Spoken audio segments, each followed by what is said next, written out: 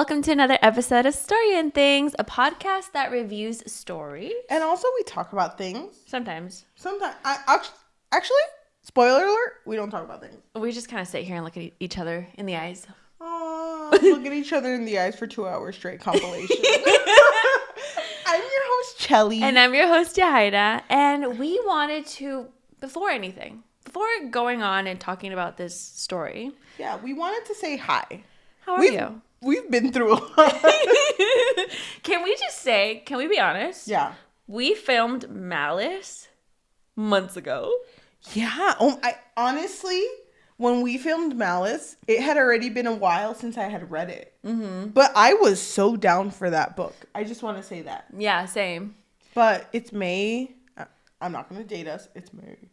But Misrule came out. Mm-hmm. And we are going to be talking about Misrule by Heather Walter. And before we talk about that, why don't we talk about the event we went to? Oh my gosh. Okay, so for those of you who don't know, we are from, I don't want to give us a location, longitude, latitude, but we are from California. Oh my God, Cali girls? Cali girls. Daisy Dukes? Born and raised. Bikinis on top. So we did go to this event called Y'all West. Mm-hmm. And Y'all West actually was an event where book authors go and you can get your book signed. And they have little keynote speeches, which we didn't get to attend. This was our first time attending this, so we thought we would have time to do everything. The way that I pictured it to be was we would go and get like a wristband for whichever authors right at the beginning when we first get there. But everyone had a certain time that you had to line up for the author that you wanted to see. That you wanted to get the book signing for too. So right at the beginning, I think it was Victoria Aveyard. Yeah. And I can't remember the other two. Was it Chloe Gong? And Adam Silvera. Yeah. Maybe not Chloe Gong, because I think Not yet. It was Adam Silvera and B.E. Schwab. B.E. Schwab was later though. But it was honestly a little bit of a mess because you want to go to all these keynote speeches, but then the keynote speeches coincide with the time that you have to line up to get the book signings. Or to go see the author. And a lot of people that were there, they were like, yeah, you really have to decide what you want. You can't do both. So you really have to decide if you want your book signed or if you want to go watch them speak. Mm-hmm. And we decided, we want our book signed.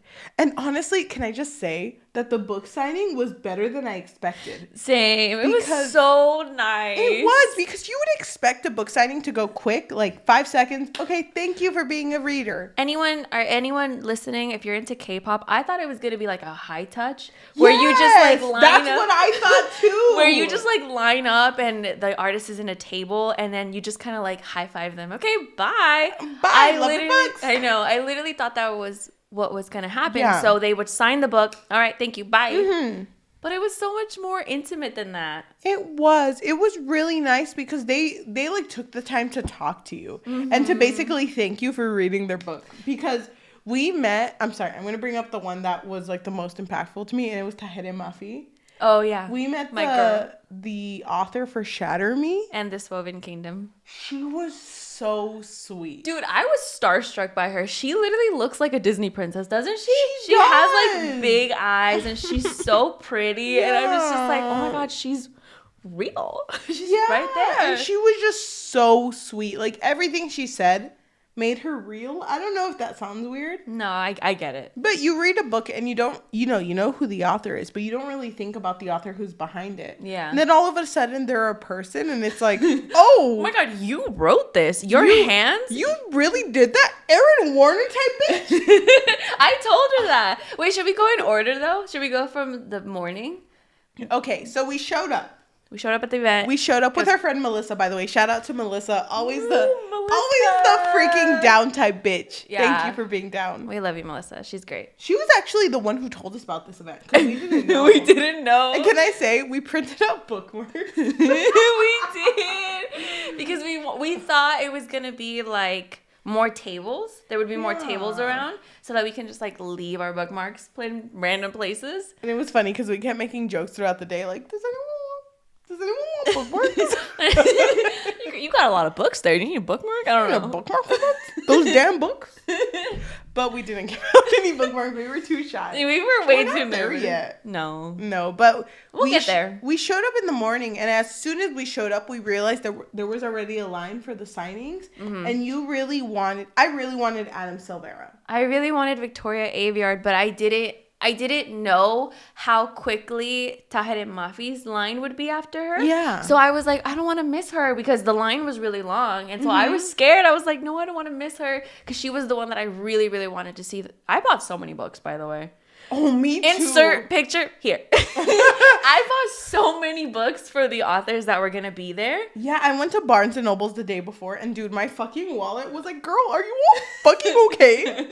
Same. Why are you buying 10 books? This is a lot of fucking books. And it's funny because we felt self-conscious when we went to the event. We had our bags, our tote bags full of books. Yeah. And then you saw another bitch walking with a tote bag full of books, and you're like, bitch, me too. Me fucking Same. too. No, but the ones who I literally admired were the ones who had a little wagon. Dude, they had a wagon and a fucking chair. They were like, I know what I'm in for, bitch. I know what I have to wait for. It's a lot of waiting. It is. So you met Adam. You were the first of us three to meet someone. What was that experience like? Adam Silvera was so nice. So if you don't know who Adam Silvera is, Adam Silvera wrote They Both Die at the End, and I have not read it. But my sister read it. I haven't read it either. And I went up to him and I was like, hi. And he was ready to talk about the book because that's kind of what he was doing for everyone. But I was like, just to be honest, just to let out all this baggage we already have, and I don't know you. I did not read the book. And he kind of gave me the book back. He threw it and he's like, leave. Don't stay here. And I'm like, I'm sorry, but my sister really liked your book. And I feel like I'd regret it if I didn't get it signed. And he's like, you have a smart sister. Actually, you have a really smart sister. And he was just saying I really appreciate you being here. And we were talking about oh, is your title true? Because I'm very optimistic. And he's like, oh yeah, I never lie. I never fucking lie. And I'm like, I trust you, bitch. I fucking trust you. And I think you can say it for all the authors because we met a lot of authors. They were so sweet. Because they show, in their face, you can see it too, that they're so appreciative that you're reading their writing. It's like, bitch, I fucking got you, bitch. I haven't read it, but I got you. Would watch you hate it. I know. And then our friend met Chloe Gong for us. Yeah, so we gave her our books and she got it signed for us. Because we were in the line waiting for another signing. You were in the line for Adam and I was in line for Taher Mafi. Yeah, I was. And it was a lot, but honestly, dude, the way... I don't think you can do events like this by yourself. No. You need friends to be scatter. Yeah. And do everything. And it's so funny because there was people there who would have a line holder. It would be a person who was just meant to be in the line. Yeah. But because there was a lot that we did, but can you tell me what was your most impactful interaction with an author? Well, obviously, Taher Mafi. Although I will say we did meet Maggie Stivader. Oh, Stivader before Taher Mafi. And I had Yeah, it was a freaking trio mission. You and I had only read her Raven Boys. But Melissa, our friend, loves her. She's read pretty much everything at this point. Melly gave us all her books because she brought 400 of them. So we split them and she's like, okay, this is what we're going to do. Sorry, Maggie. Since you're the less excited to see her, you're going to meet her first, but you're going to warm her up. Okay, so I was going to go. I know, I literally did that. So I was first in line, and then Cheli was behind me, and then Melissa was behind Cheli. And so I went up to her first. Yeah. And I told her, oh my God, it's so nice to meet you. Thank you so much for being here. I had Bravely. I didn't buy Raven Boys. I'm so sorry. But I did buy Bravely because I'm excited to read it. Love Brave. And so I handed it to her and I was like, I haven't read it yet, but I'm really excited. But honestly, I just want to let you know, your biggest fan, 2 people down. The one with the strawberry dress, she's super excited to meet you. And, she's really selling me your books. I'm really excited to, get through them when I have the chance. Yeah. And she was so sweet. She was such a nice person. She was. And I even asked her about the Raven Boys. I was like, how does it feel to have this whole series and then have it come to an end? And she was really honest about it. And she said it's really bittersweet. It's you're letting this part of you go. But sometimes I find myself thinking did I end it the way that I had anticipated when I first created it? Exactly. And I just really loved having that interaction with her because I also write. And so I was like, damn, I really connected with that. Exactly. And then when I met Maggie S., I went up to her and she's like, "Are you Melissa?" And I was like, "No, she's strawberry dress in the back." And it was so cute seeing Melissa meet her because she was so emotional meeting her. She literally got teary-eyed and she was just like, "I just wanted to let you know that I literally love you." Dude, Melissa, we were just there taking pictures. I was recording everything. Yeah. I was just like, oh my God, I need her to have this forever. Dude, and it was funny because the security told us we can't record anything. I'm sorry.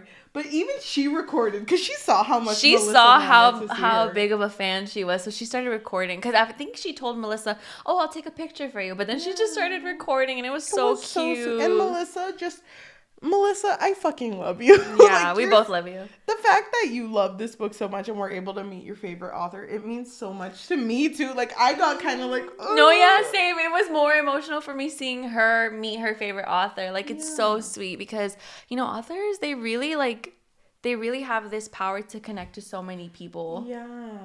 But transitioning, you met one of your favorite authors. Yeah, I did. And it's so funny because we read Shatter Me when?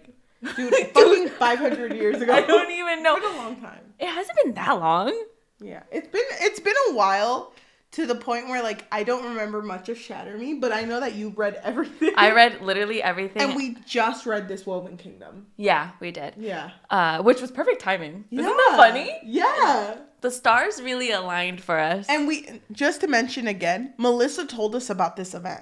We didn't know it was going to happen. So the fact that the Hede Mafi was there, we were like, what the fuck? Honestly, that was the only reason I went. I don't blame you, dude. Don't get me wrong. It was... Well, don't get me wrong. It's really exciting. But when she mentioned this event, it was super last minute. And I did have to work that day. So I was like, I'm not the type of person to call out. So I was like, I don't know. I don't know if I should do this. But then you were like... Tahir Mafi's gonna be there. To fucking do this. She made Aaron Warner, bitch. She created Aaron Warner, and I was like, "You're not gonna see her." I was like, she's so right. She's so right. I mean, you got a point there. Like I said before, I was adamant. I'm gonna meet her. I don't care if I miss everybody else. Yes. And I am sad that I missed Victoria Aveyard though. But so I got in line for her, and it was so funny because the person who made the line before the line should have been made. She made her own line. She made her own line. So when people would come up, when the workers would come up and ask, what's this line for? Because they obviously were the ones who were supposed to form it. The girl up front was like, it's a line to the line. She was so funny. She really was for Tahir Mafi. Yes. And the workers were kind of just like, okay, fine, whatever. So I was in line forever. And then when we finally met her, dude, I was so starstruck because she literally walked by us with her husband. Dude. And her husband, by the way, Ransom Riggs. Yeah, he's also a writer. Dude, he's so tall. Dude. He was towering over her.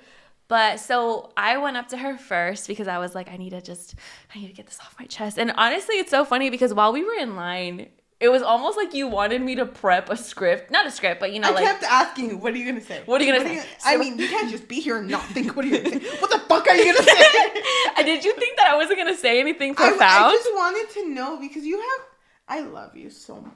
I love you too. I just wanted you to say so much because for those of you who don't know, because you don't talk about it, you're just so fucking talented. And I wanted you to say as much as you can to her because even though they are willing to talk to you for as much as you want, and you can have little conversations with them, and it's so fucking nice. It is really nice. I wanted you to say as much as you can, and I kept mentioning to you mention that you're a writer, mention that you're a writer, and you kept saying well, it's not about me, it's about her, and I'm like, fuck her!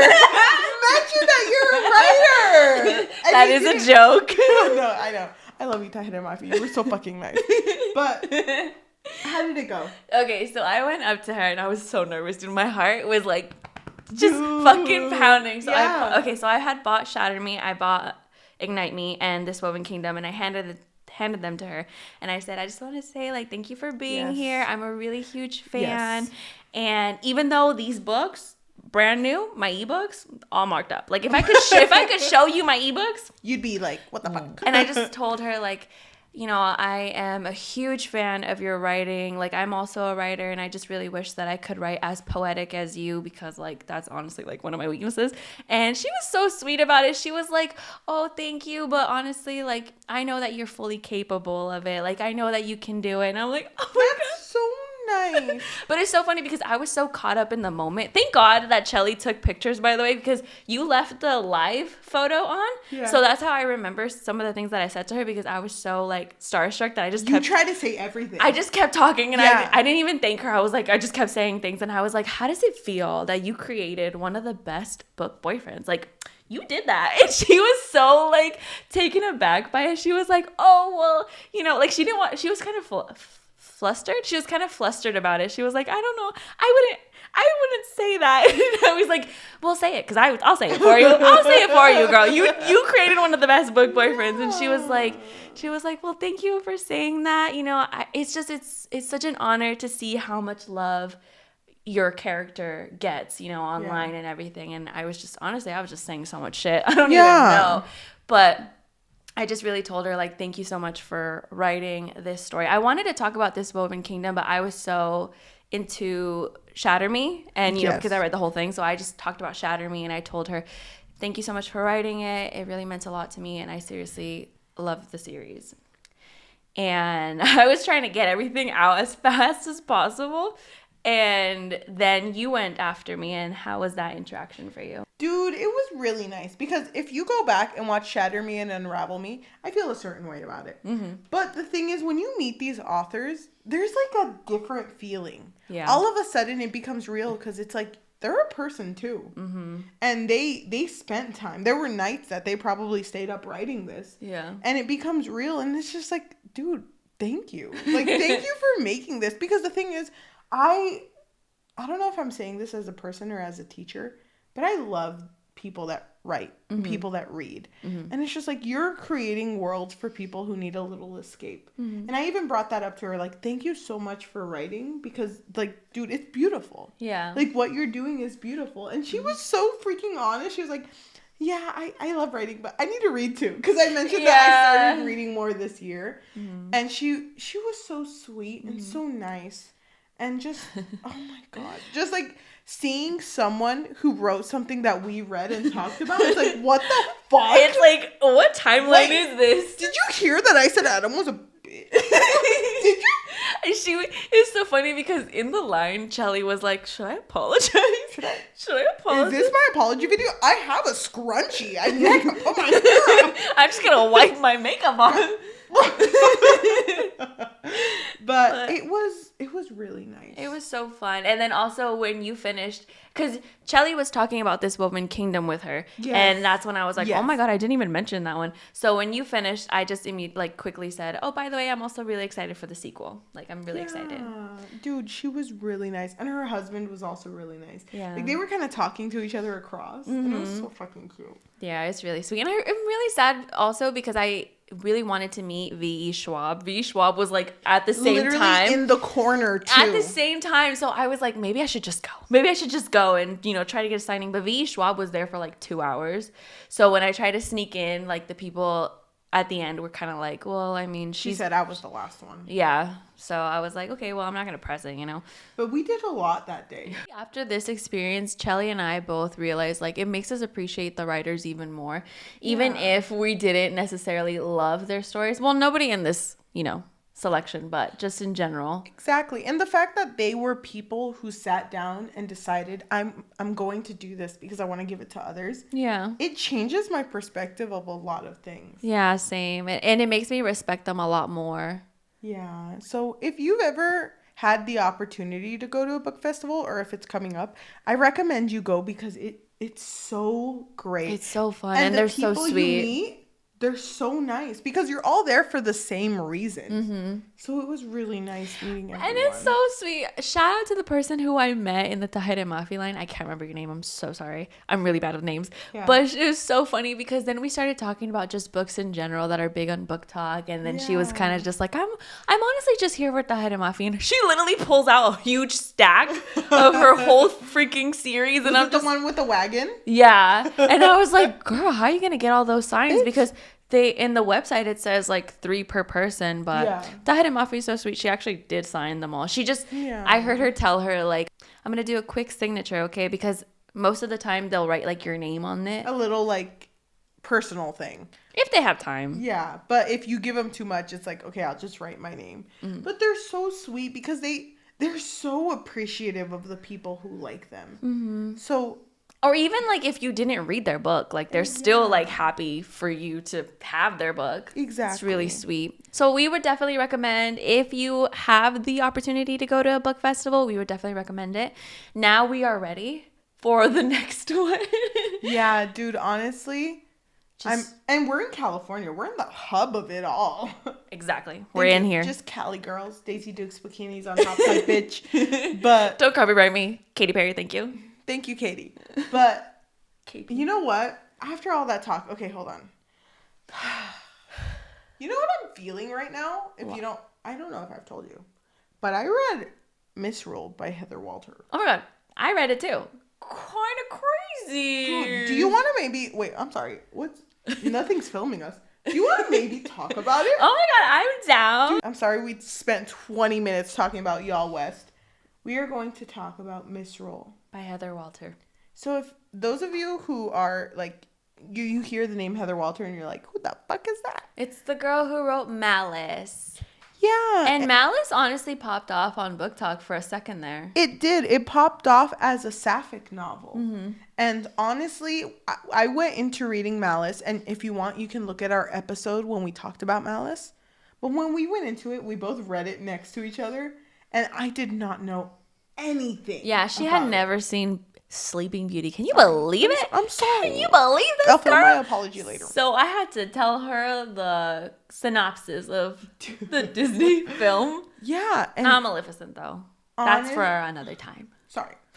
But honestly, it was such a good book. Malice was so good. And you can look back at our episode where we talk about it. But Misrule came out May 10th.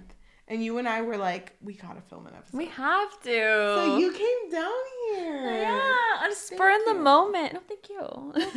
Because we normally do batches, but you know what? This is our one and done. Today we are going to talk about Misrule. And just to get us prepped for this episode, because I have a lot of fucking things to say.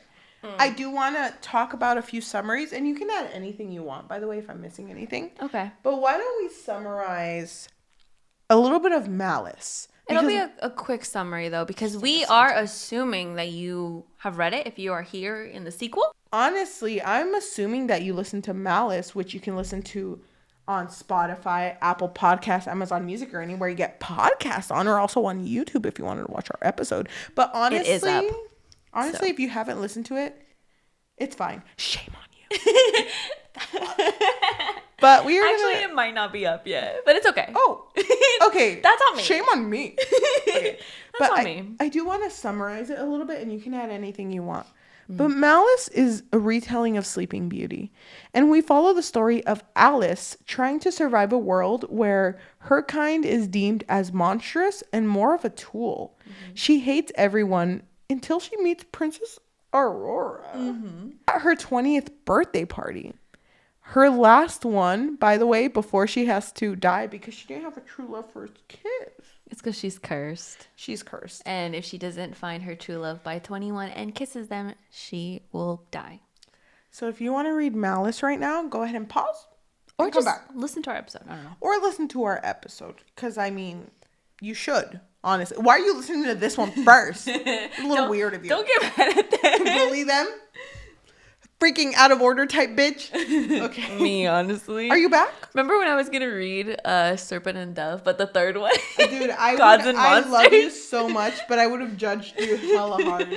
That's so chaotic. I tried to listen to it, but I couldn't. I was like, I don't know what's happening. That's like my brother who plays games out of order. I'm just like, what the fuck is wrong with you? It's called 1 through 7 for a reason. The book we're talking...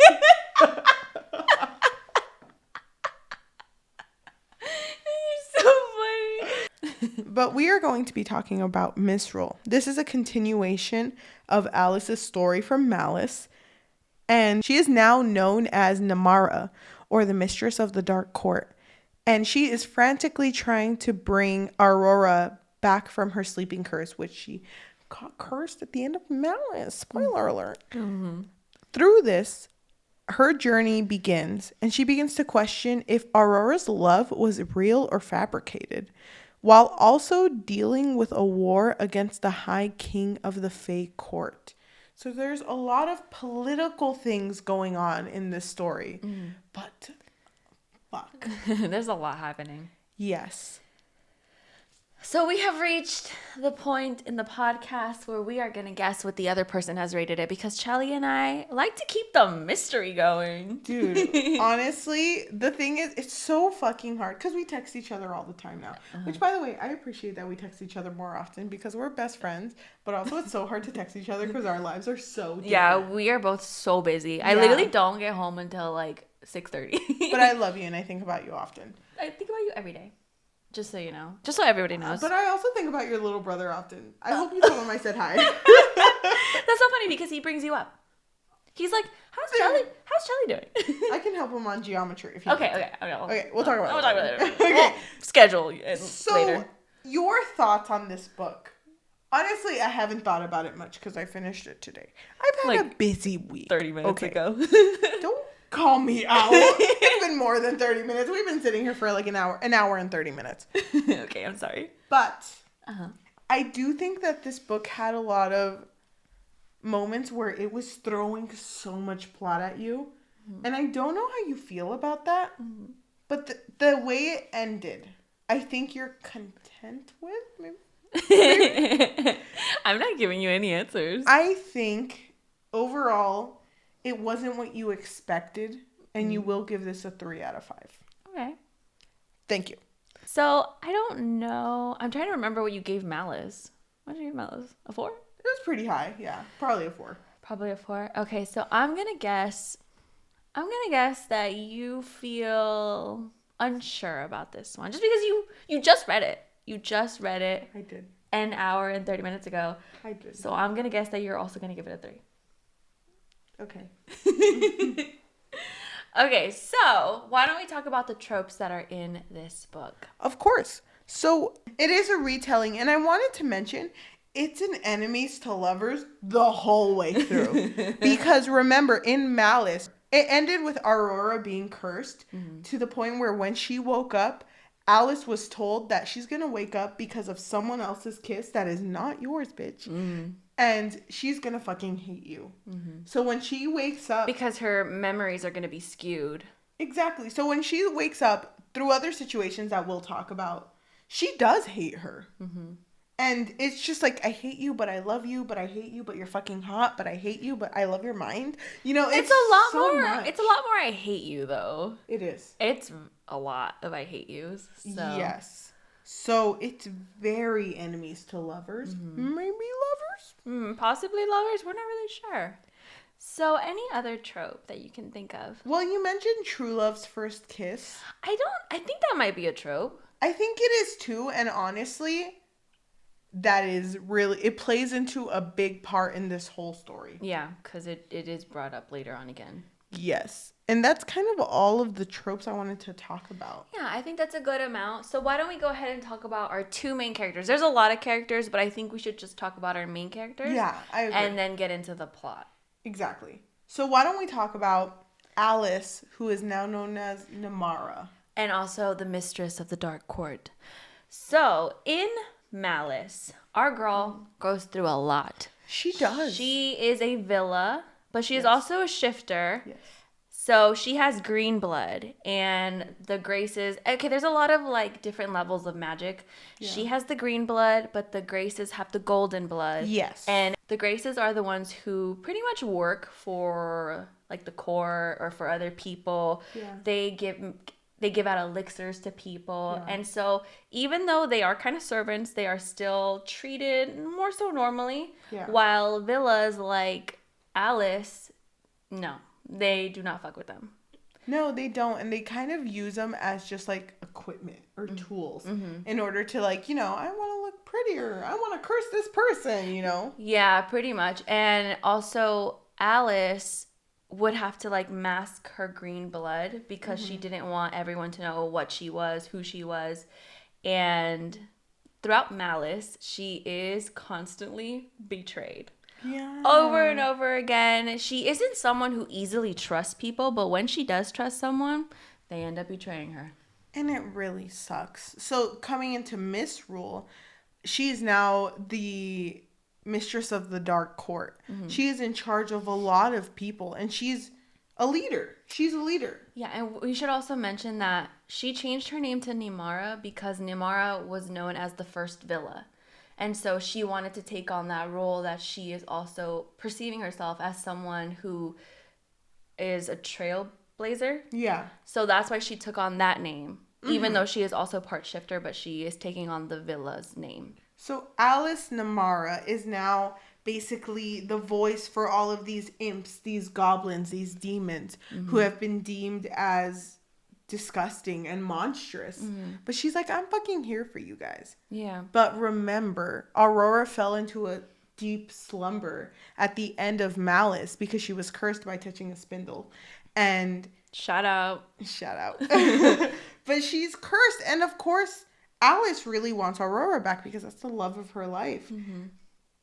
But the only way for her to come back is for her to get true love's, or no, for her to get a kiss from anyone that isn't Alice. Exactly. And Alice already knew this, but tell me you weren't shocked when 100 years passed by. Dude, okay. I literally stared at that page like 100 years. When the page says 100 years later, I literally wrote, huh? Isn't she human? So when 100 years later, dude, I drew Aurora. You drew her. Well, you did such a good job. That's really cute. Thank you. But I literally wrote, what the fuck? Is Alice / Namara an old ass bitch now? I mean, just let Aurora kiss someone else by year 37, honestly. That's what I wrote.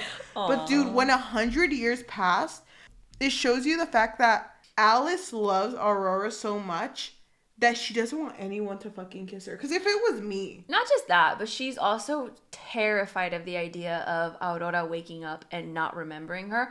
Or seeing her and thinking, oh, she's a monster. Because remember, Aurora was the one who told her, you were never a villain to me. Yeah. Because everyone else would literally look at Alice like she was the villain of the story. Yeah. So, of course, she doesn't want to be hated.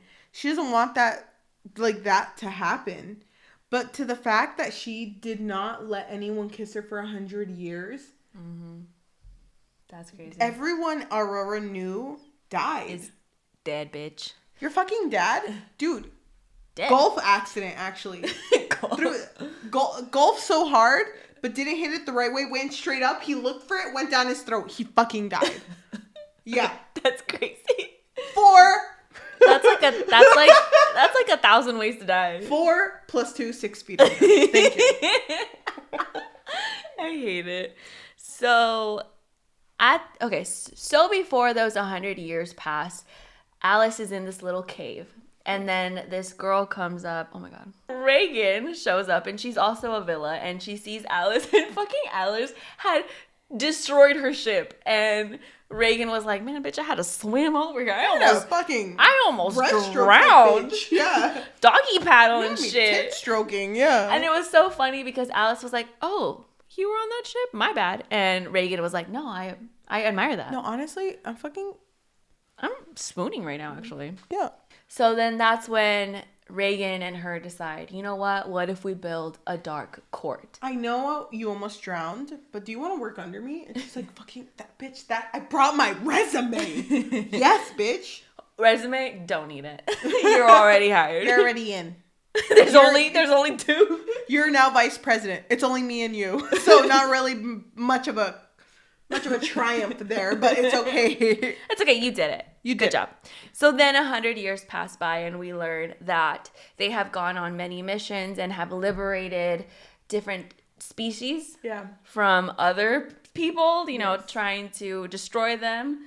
Yeah. So they have the goblins, they have the imps, they have demons.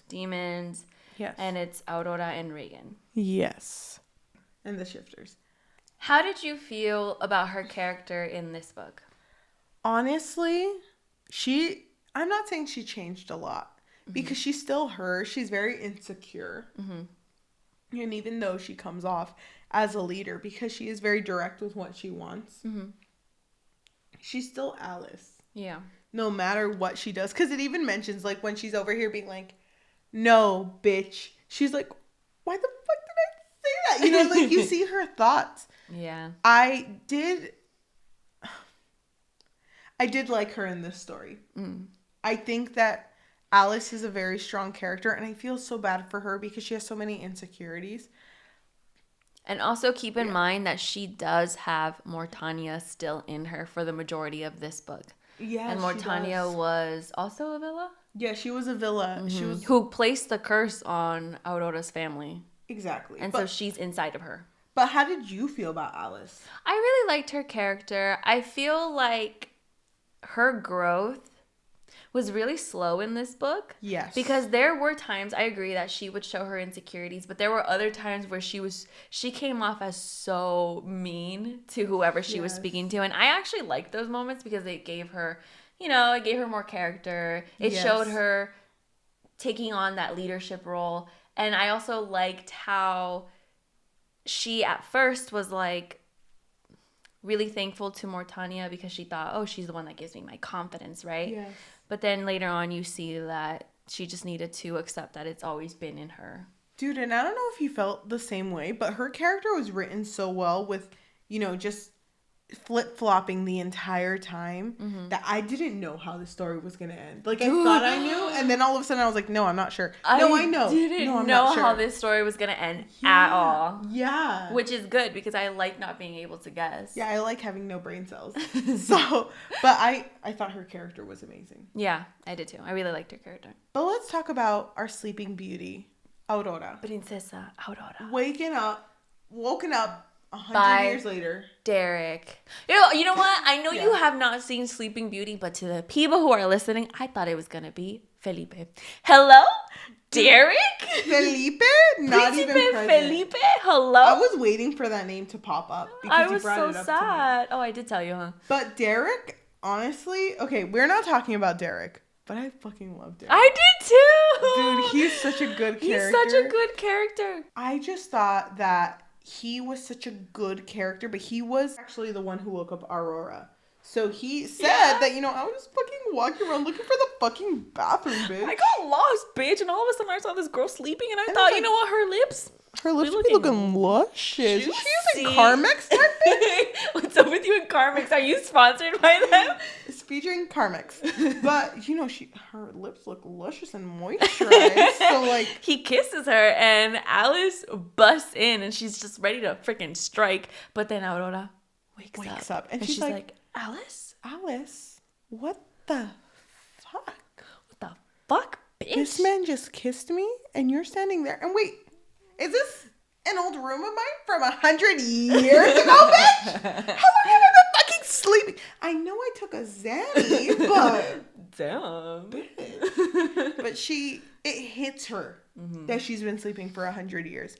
And because Alice is immediately telling her, like, everything right quickly because she's like, okay, I gotta tell her. Yeah, it's been 100 years.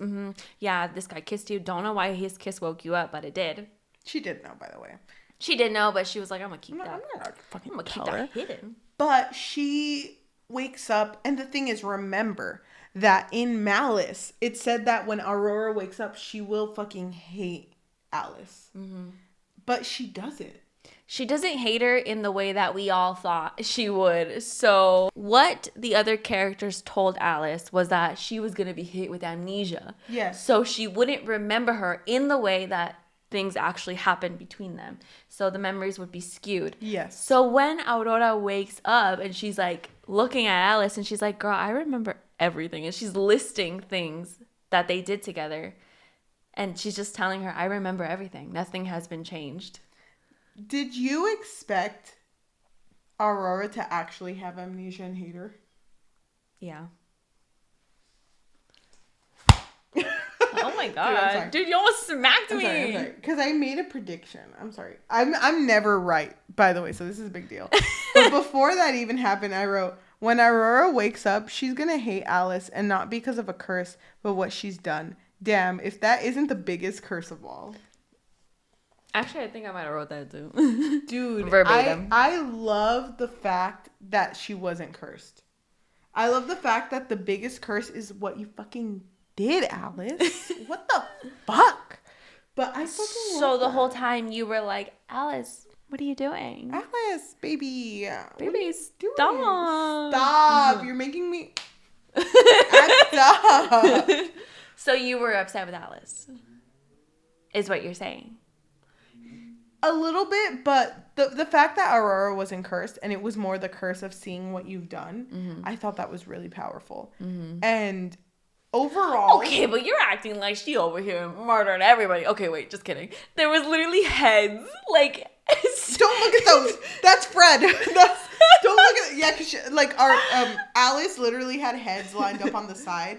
And Aurora woke up... Yeah, on the walls. And Aurora woke up and she's like, what did you do to my house? This was the powder room. I used to come in here to fix my nose. But she, like, I think Aurora is such a good character. I fucking love her.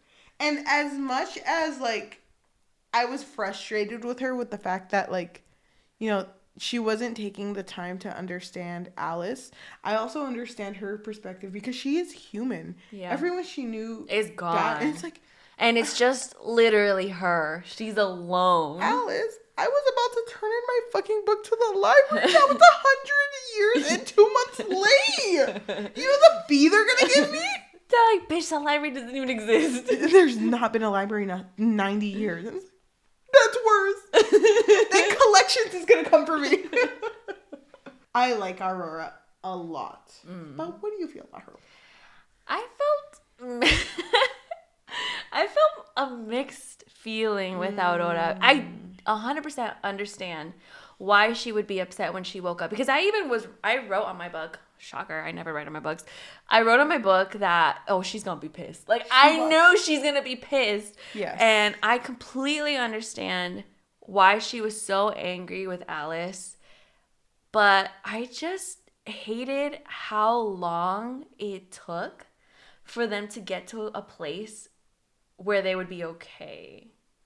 Okay. Like, when we finally reached a point of the story when Alice and Aurora were having, like, actual moments together again, like, basic ones, I was like, wait, are they even going to end up together? Because it was, like, near the end of the book. Yes, it was.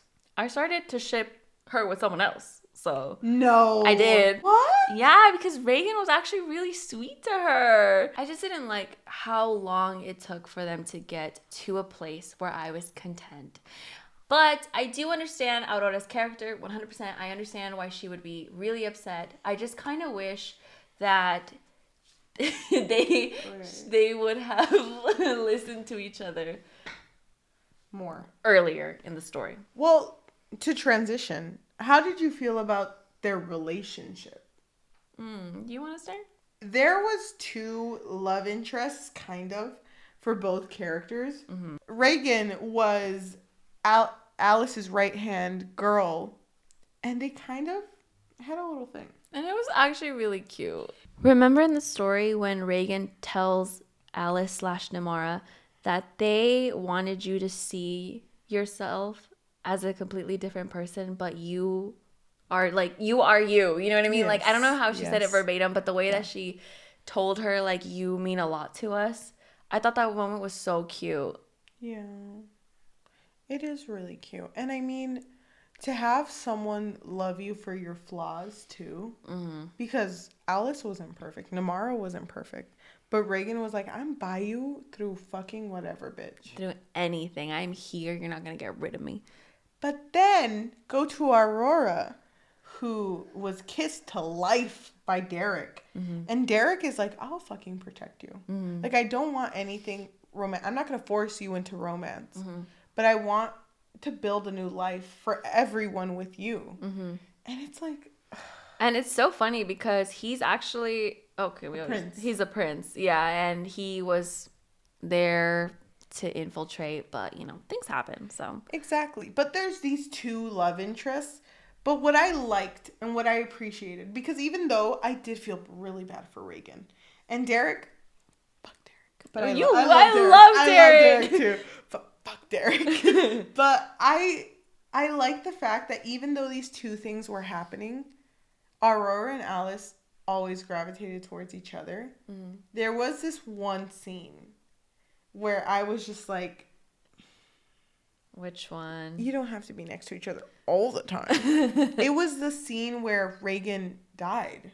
Oh, yeah. And the fact where she was like, I can save Reagan, what? But my clothes are going to get wet. It literally pissed me off, though, because I saw it from a mile away. I was like, Reagan and Alice are a little too perfect together. I know they're going to kill her. I know 100% they're going to kill her. And they did. And I hated it because it was the fact that Alice was like, save my friend.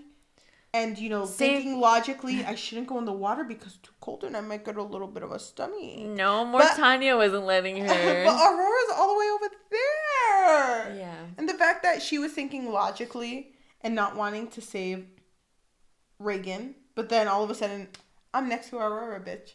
It's like, that sucks. Mm-hmm. Because the thing with Alice that you see throughout this whole book, it kind of felt like she loved the idea of Aurora more than she loved Aurora. I agree. And it sucks seeing that happen because I wanted them to be happy from the first book. But suddenly their love felt very fake. Mm-hmm. And fake love at BTS. Thank you. Stream it. Oh, thank you. Now. Yeah, thank you. But I do like that the one character at the beginning, I don't remember who it was, the one that took her into a dreamscape. Oh, Elfdane? I like the fact that he brought up, like, do you even think this love is real? Because he told her that it wasn't real. The fact that she kept bringing that up, because I was like, of course it's fucking real, bitch. Did you read Malice? But every time they brought it up, I was like, oh. Maybe it's not. Maybe it became fake. Mm-hmm. Because you spent 1 year with her, okay? And you had one fucking night together, and all of a sudden that's the only thing you infatuate about. Mm-hmm. It's not what you think it is. And it's crazy because I didn't even realize, it was literally 1 year. That's it. And even one of the characters brings up, is it Reagan that brings it up? Reagan, like, how long have you known her? Maybe like 20 years? And it's like, no, 1. Yeah, and Reagan's like, I've known you for like, what, 100? Yeah. I don't even know. 103 maybe. Who's counting? Who's counting? But I've known you longer. And Alice is so blinded by her love. That it's becoming more like, I love the idea of you and not you. Mm-hmm. I kind of wish she would have accepted that, though. Because she never really... She thinks about it, and she does contemplate the idea of, okay, do I really love Aurora? Or, no, I do love her. Because when she would finally get to a point where she's like, maybe I don't love her the way that I thought I did. She would look at her and be like... I do love her, though. I do love her. Look at those fucking eyes, bitch. Yeah, I kind of wish that she would have... genuinely accepted that maybe I was wrong. Were you okay with the way the relationship played out in this book, though? Not really. I don't know. I was a little disappointed that there wasn't more romance between them. Just because, I don't know, I guess I expected it based on like what happened in the first book. Yeah. And then in the second one, it was just a lot of angst, which I do love angst, but there was only a sprinkle of romance. And even when Aurora betrays her, remember? Yes. I remember. I just read it. Remember when she betrays her? I was so mad. I was like, nope. Maybe we should love Reagan instead. I don't know. Just a thought. Here's the thing, though, because I'm on the opposite side of you right now. Because I really liked Aurora and Alice. And I like that Alice came to a point where it was like, thank you so much for being here for me. And for getting me out of that freaking Mortania freaking issue happening. But I love the fact that it was more like, we both grew. And at the end they were like, and I want to continue growing. And I love you. But we can't do this. Like my infatuation with the idea of you. I understand, and I do love that part too. But if you really, I don't know if you remember, but if Aurora would have told her, no, stay, she would have stayed. She would have stayed. She didn't actually want to leave her. It was more so like, okay, this is awkward. I should probably go, you know?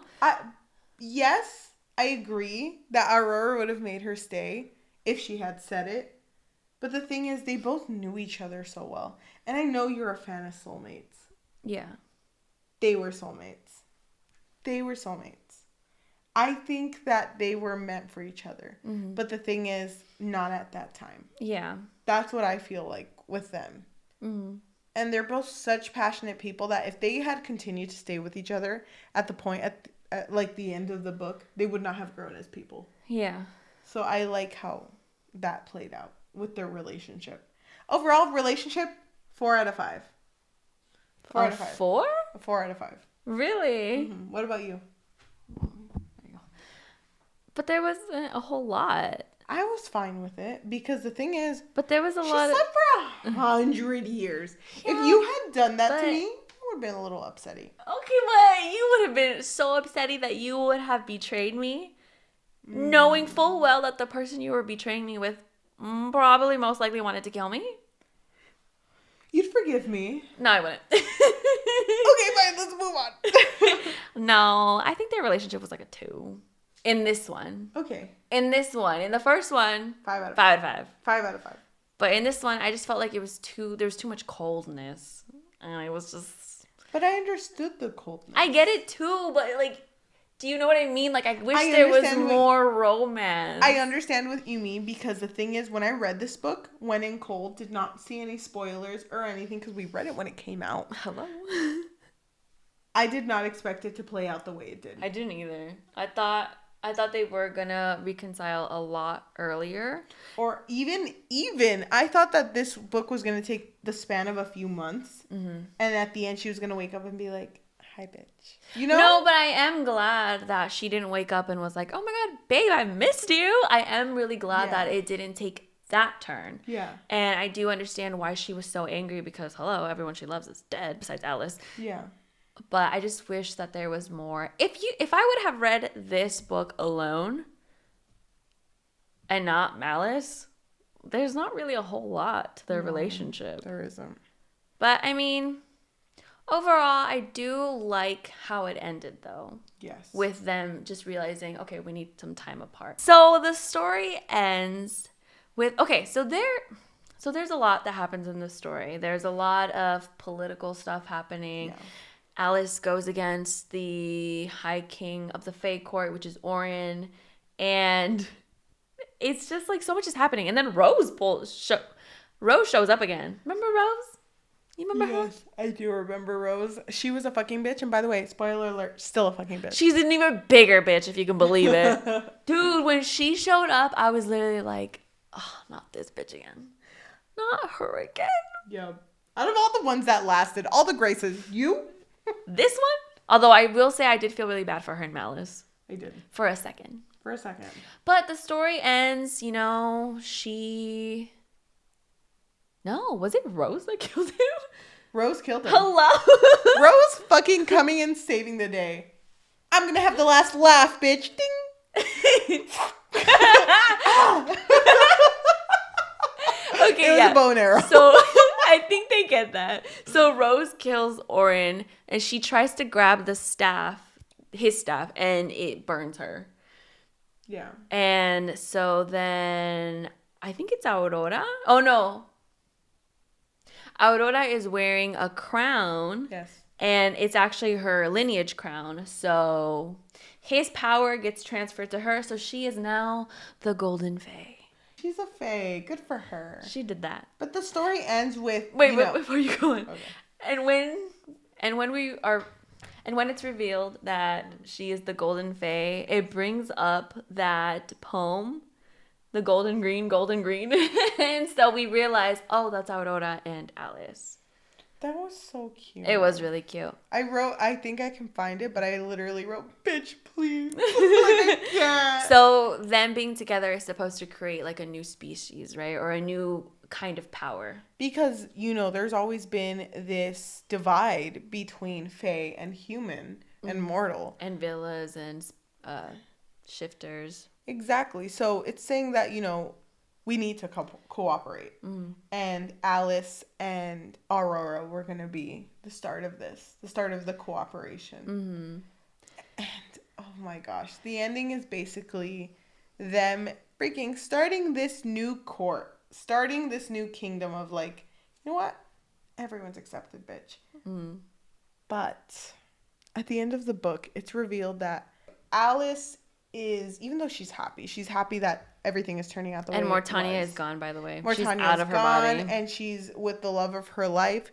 She realizes that she's unhappy because there's still so much discrimination and judgment happening in the world. And she's like, honestly, I love you so much, Aurora, but what is this? You know, what is us? What comes next? And even Aurora's to the point where like she's like, I don't really know, because they're honestly not at a point where they can just reconcile, even though they did have their true love's kiss again. Yeah, try to take two. Exactly. And they broke a curse again. They still feel like, you know, they still have a lot of baggage. Exactly. So Alice is like, I need to go. I need to go help people and find myself because I love you, but I need to go. And it's more reluctantly, but yeah. Yeah, she's like, I need to go unless someone tells me to Unless someone wants me to stay. I mean, if you beg, I'll stay. Actually, you don't have to beg. Just look at me. Just look okay, I'll stay. Okay. Oh my God. Yeah, because Alice is surprised that Aurora's like, yeah, I think that might be for the best. Yeah. But Aurora does ask, like, well, how long is it going to be? And Alice says, I don't know. Because honestly, it might be forever. But in the epilogue, it's revealed that it has kind of been forever. And she has not gone back to Briar to visit Aurora. But Aurora's doing fine. She'll be like, send my regards. And it's like, does she like me? But that's all it takes. But it's revealed, too, that, like, they both have found lovers at one point. Just, like, even, like, little oh, my God. Aurora and Derek. Did they? Yeah. Hello? Weren't you reading? Dude, Aurora, I wasn't sure. I was looking at it. Aurora and Derek ended up having something together because he was even buried with, like, a strand of her hair. Damn. In like, a locket. And it's revealed that, you know, they've had lovers. They haven't been, you know, just alone. But even Alice is at the point, like, I'm not going to let Aurora die alone. You know, I'm not going to let her experience this life alone. If she does, she does. She does. I mean, she likes like me. But she was like, I'm not going to let her experience alone. And I'll be honest, I haven't been alone. So I'm okay with her, you know, finding other loves. But the story ends with Alice looking at a note that Neve had sent her, which is someone that worked for her court. And in the back, it's a letter from Aurora that just says, Alice, come home. And that's how the story ends.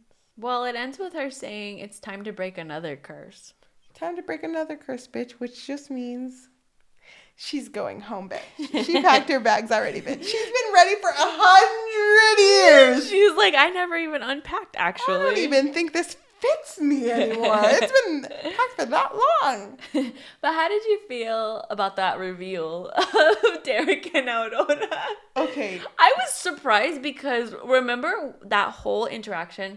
Well, their interactions, Aurora and Derek, she would constantly say, like, there's nothing special about him. How did he break my curse? Yeah. It was so sad. But the thing is, I feel like the relationship that Derek and Aurora had, there was a lot of fondness behind it. So it doesn't really go into depth, like, how much they meant to each other.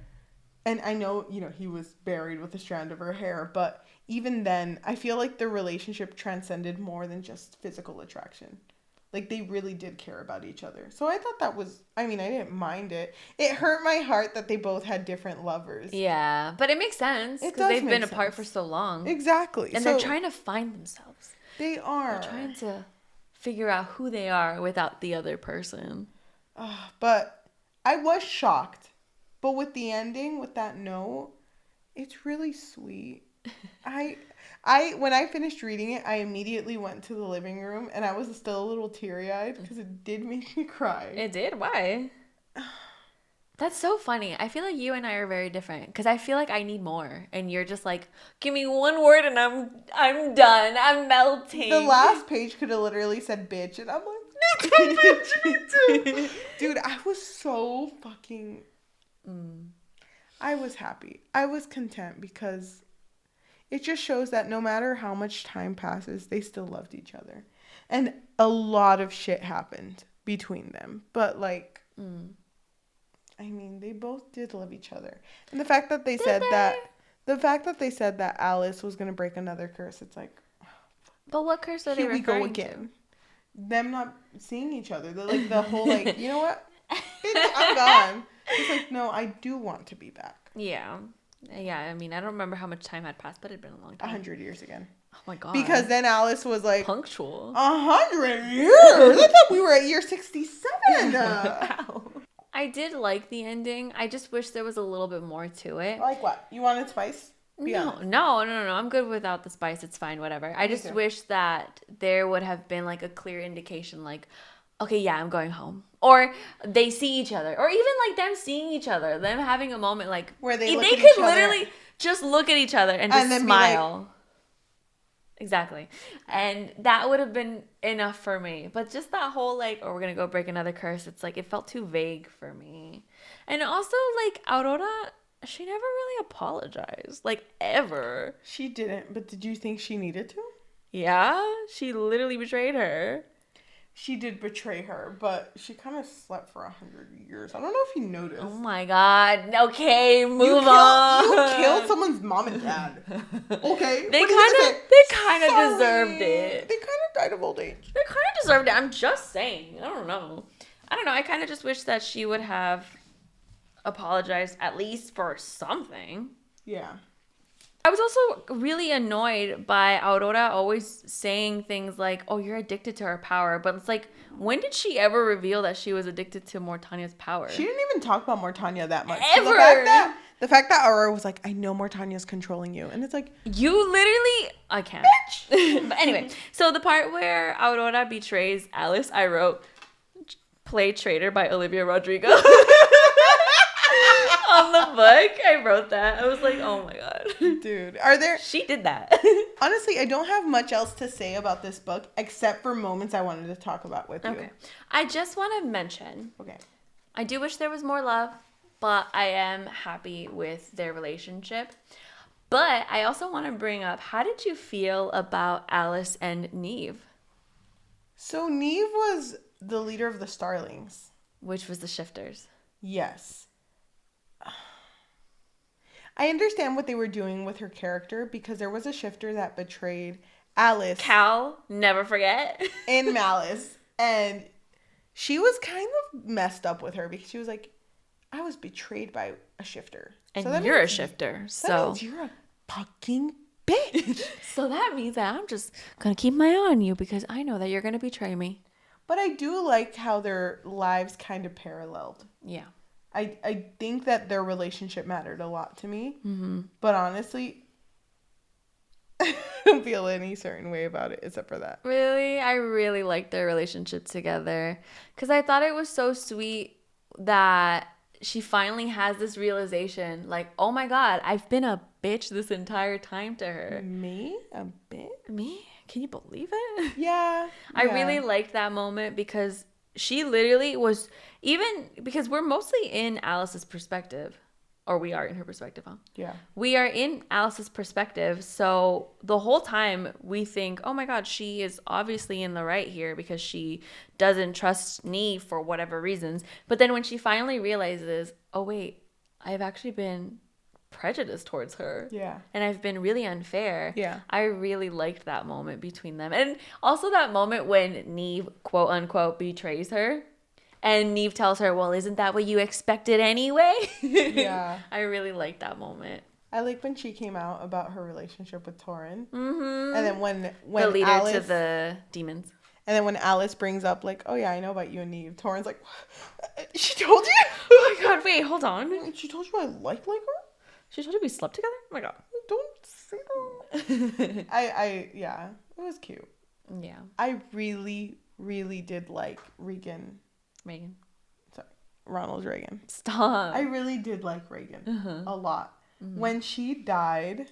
I was so sad. When Reagan died, I was so angry. I was angry too. I was angry with the way it played out because she was basically like, Reagan or Aurora? She was like, I don't know. And looks at Aurora, look at her, and she's like, and honestly, even though we're fucking miles away from each other, the way that she looked in my direction and I looked at her in her direction, we connected. So it's her. It's always like, gonna be her. Shut up.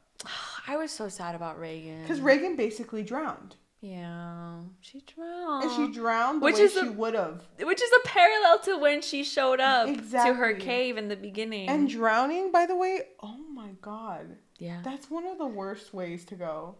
Isn't it? In my opinion, because you feel it happen. And she's like, I feel like it happened fast, though. It sucks. It really sucks. And I was mad at Alice at that point.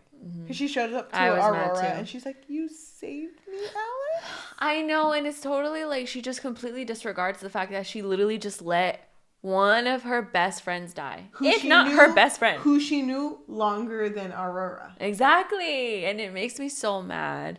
I don't like that. I don't like moments like that in stories or movies or novelas where you see this connection happening between two people, but one of them is getting in the way of another relationship, so they just like kill off that character. Because it's like, okay, they're gone now, so now you can have a relationship. Even when Reagan came up, I knew she was a love interest. I like marked her first interaction because I was like, yeah, I know where this is going. Yeah, same. I know where this is going. There was a thing I did not like about this book. What? I don't know if it's just me, and if I'm wrong, I'm okay with being wrong. Please correct me. I dislike books that put every plot point together at one point. What do you mean? They would do things like, wait, hold on a second. Green like me, like my blood, like this, like, oh my God. Oh, you don't like that? I hate that. Why? It's just like, okay, You're talking about the poem? Everything. Every time they would be like, wait, it makes sense.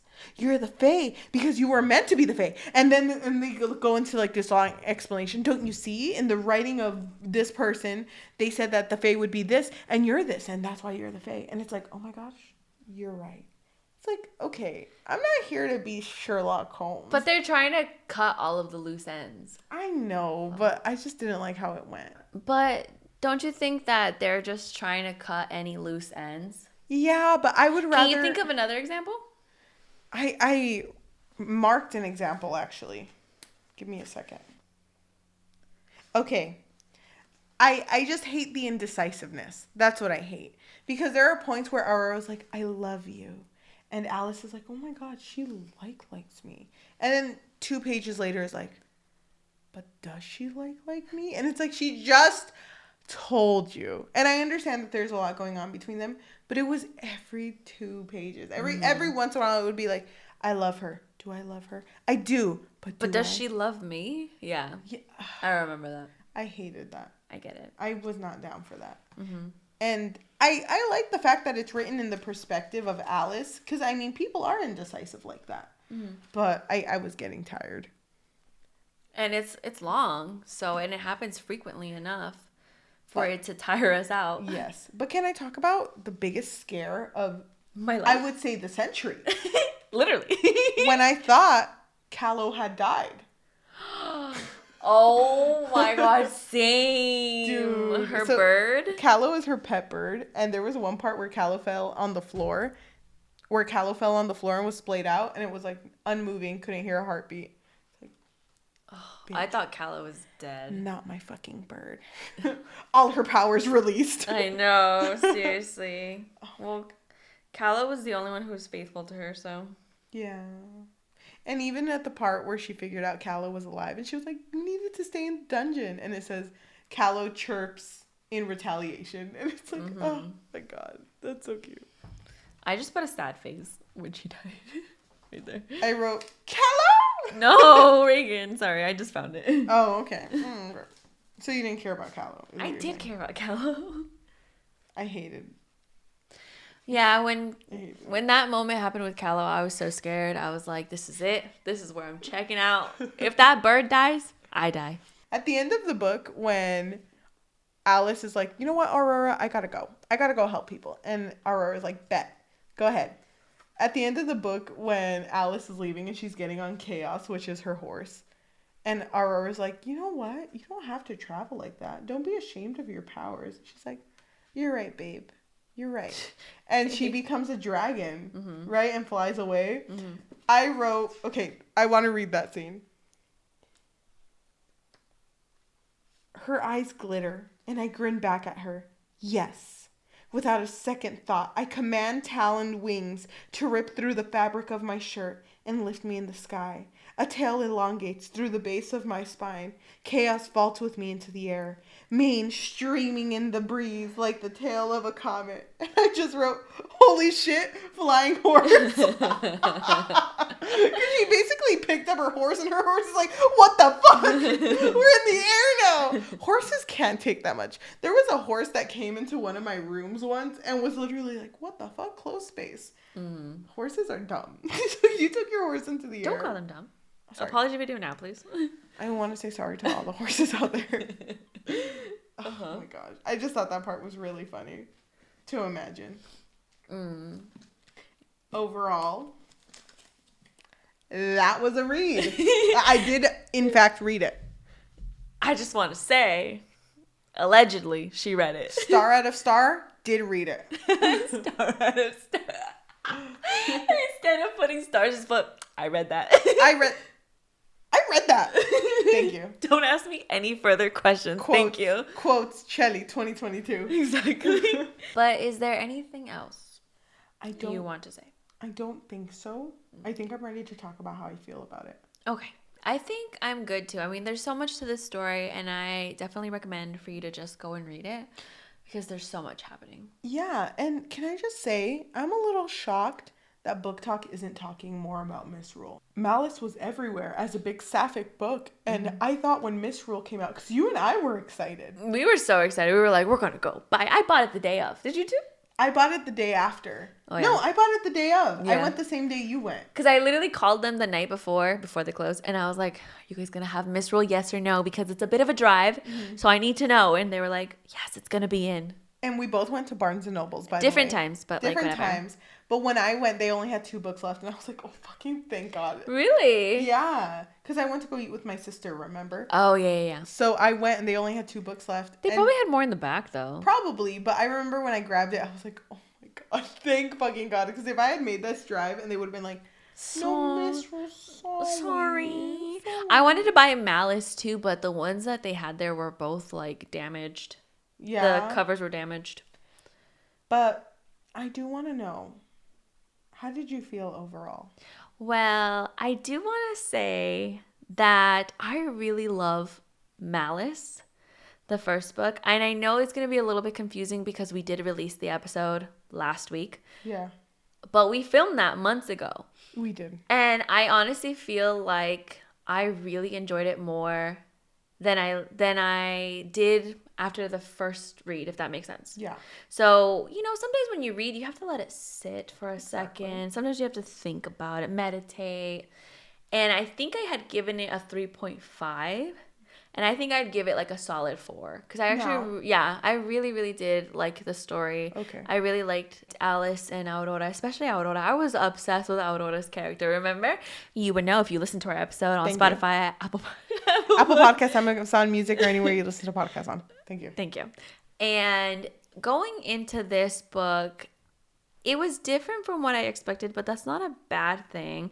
I just wish there was a little bit more romance because I genuinely did start to fall in love with Reagan and Alice because I was like, wait, hold on. I'm shipping the wrong ship right now. Yeah.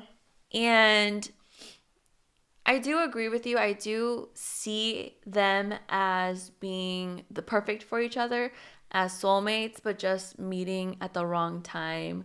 Or just needing time apart. Okay. But I still did really enjoy the book. I think I would give it a 3.5. Out of 5? Yeah. Not that far off from what I thought you were going to give it. No, I think 3 is a little low.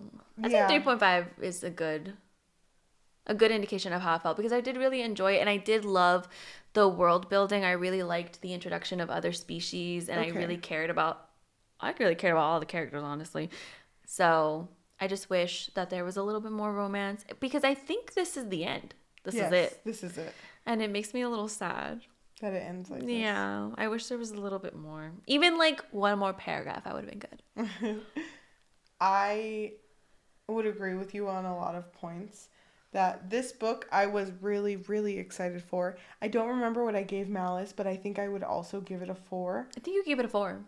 It was a really good read. Yeah. And the thing is, Malice and Misrule, even though they're the same book, they deal with two different plots. Mm-hmm. Because Malice was more just Alice coming, trying to be something. Yeah. But at the end of Malice, now she's all of a sudden going to be a leader. Mm-hmm.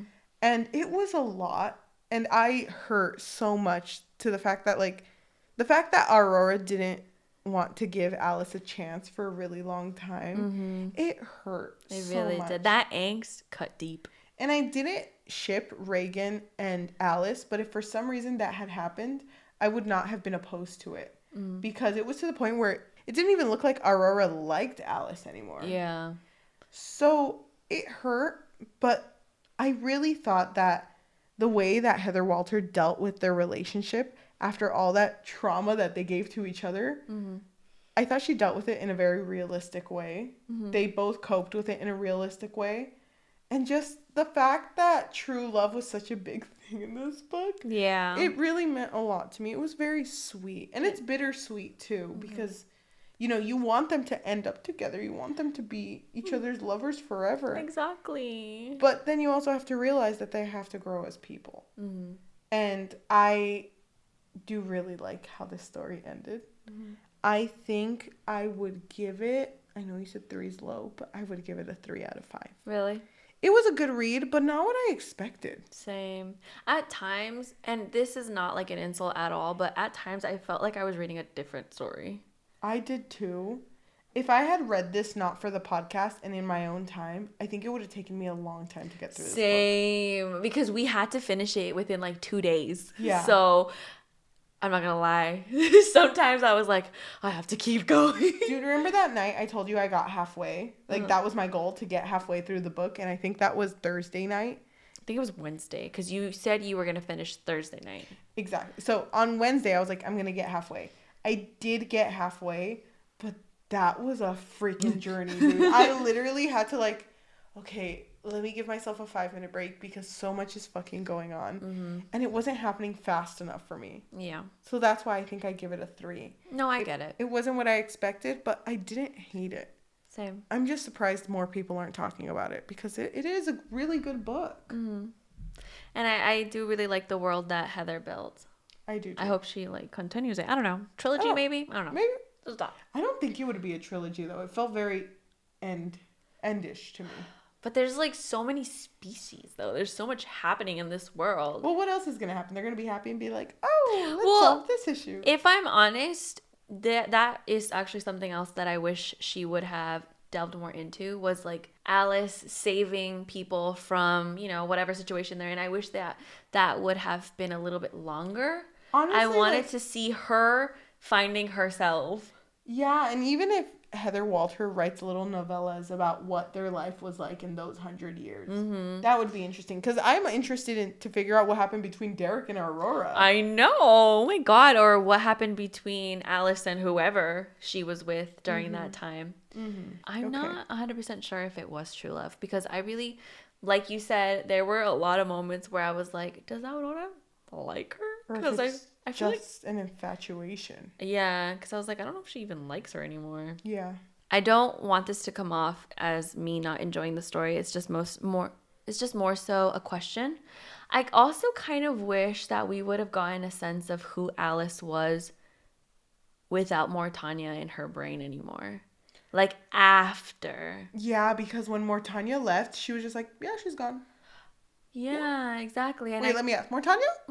Are you there? And remember when she was like, I feel like I can still hear her, even though she's not there. Dude, I wish they would have delved into that too. Yeah. Because the thing is, I don't think she would stop hearing her even when she was gone. Exactly. And that could also play with it being shown what Alice did with saving all of these species. I wanted to see who was she without Mortanya, and is she still taking this leadership form? Is that still her? Yeah. I kind of wish it would have gone into that detail a little bit more, but still enjoyed the story. I'd still give it a 3.5.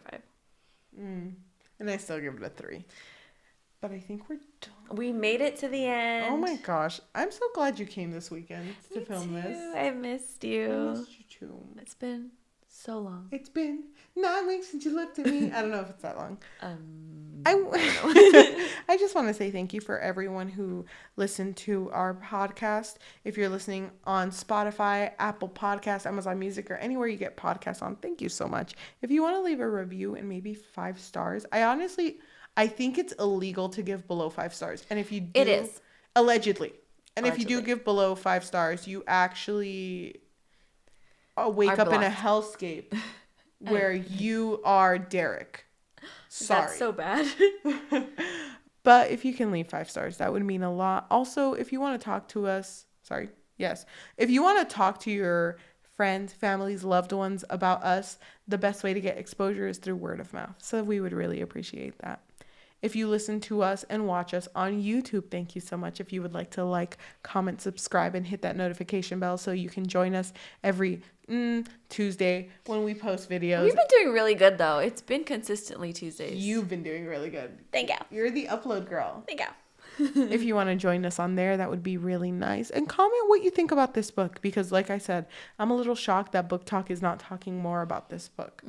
I really want to know how everyone is feeling. Thank you so much for listening. And why don't we move on to our last segment of the episode where we actually read a comment off of Goodreads. So we are going to roll a die. And if it lands on an even number, we are going to read a positive review off of Goodreads. And if it lands on an odd number, we are going to read a negative review off of Goodreads. These reviews are not connected to us at all. We do not agree or disagree with them. And we are not making any faces. No. And if you think you see a face, you're making a face. My face is a trampoline. It's bouncing back at you, bitch. But we are going to go ahead and read a review, and I will roll the die. Your number this week is a 16. Positive review. Look. Okay, so this is written by B or Bia on Goodreads. Bea. They gave it a 5 out of 5, and they said, dark fairy tale retellings are my jam. Make it sapphic? Sign me up. I absolutely fell in love with this world and these characters when I read Malice. How the other was going to top the first book, I didn't know. But do I love it more than the first book? Yes. I love dark and twisty characters. The monstrous girl trope is one of my all-time faves, and unlikable protagonists have my heart. The tone of this book is much darker than Malice. The story centers around grief, bitterness, and mourning. I don't think I can say enough how much I love this book. I can't wait to add a copy to my shelf this spring, and I look forward to reading more from Heather Walter. I think they were given an arc, so that's why they did it ahead of time. What'd they give it? A 5 out of 5. Thank you so much for listening, and we will see you next week. Bye. Bye. Can I take off my eyelashes? Can we watch Maleficent? Can I take off? Can we watch Us watching Maleficent will be dictated whether or not I can take off my eyelashes. Yes, you can take off your eyelashes. We may not watch Maleficent. What? We can watch Maleficent. You've never seen it. I know I haven't. Are you? Wait, are you gonna take off? Dude, your eyelashes look like your own eyelashes. So you pulling them out is actually gonna throw me into a hellscape. Oh my god! Dude, what the fuck? Dude, they still look so long and pretty. Oh. This is like the nicest thing you've ever said to me. By the way, oh my gosh, end of the episode. Thank you so much for listening to our episode of Heartstopper. Oh my god. Thank you. Thank you for the Heartstopper episode. It literally blew popped up. Off. It blew but up. I mean, I'm over Heartstopper, so. She's not. She's literally No, not. I am. I don't pay for Alice Osman's Patreon. She literally does. No, and she's gonna read the novel too. But yes. But we have also been trying to be more active on social media. So follow us. Please. It would really mean a lot. And we are trying to just find more book friends. It's not about like us trying to be, famous. Because we're not those types of girls. So go to @StoryandThings, StoryandThings on either Instagram, TikTok, or even Goodreads. Mm-hmm. If you want to join us and just join the conversation. And we even made a Discord. I don't know. We made a Discord. Yeah. So reach out to us. We'll let you know our Discord so we can talk about Heartstopper maybe. Or Malice, or Misrule, Den of Viper. Dude, don't even get me started with them snakes. Oh my god, them dick ass snakes. Dude, okay, thank you so much for watching. Thank you. Bye. Get me out of here.